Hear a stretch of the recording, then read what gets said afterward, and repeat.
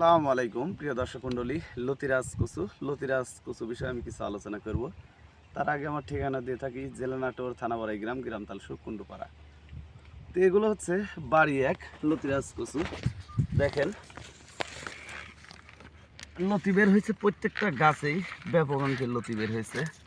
দেখেন এই একটা গাছে লতি বের হয়েছে কয়টা, 4টা লতি বের হয়েছে। এই চালানে 4টাই কাটা যাবে।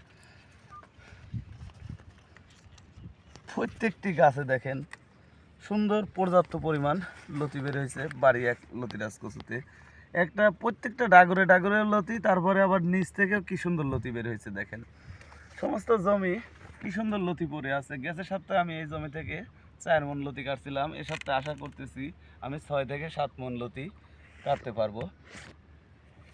তো এখানে আমার 6000 কচুর চারা রোপণ করা আছে। 6000 কচুর চারা রোপণে আশা করা যায় আমি একটা ভালো বেনিফিট আমি পাবো। কারণ হচ্ছে অরিজিনাল যদি বাড়ি এক লতিরাজ কচু হয় তাহলে আপনারা অবশ্যই কচুতে ভালো লাভবান হতে পারবেন। দেখেন প্রত্যেকটি গাছে কি সুন্দর লতি হয়ে আছে, ডাগরে ডাগরে লতি হয়ে আছে, তারপরে ইয়াতে লতি আছে। প্রতি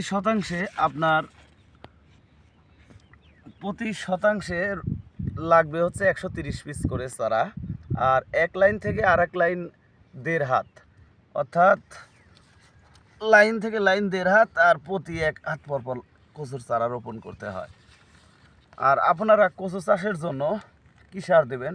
ডিএপি, ইউরিয়া এবং দস্তাটা ব্যবহার করবেন, তাহলে ভালো একটা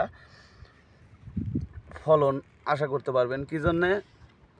ডিএপি সার আর ইউরিয়া এগুলো হচ্ছে কচুর খাদ্য।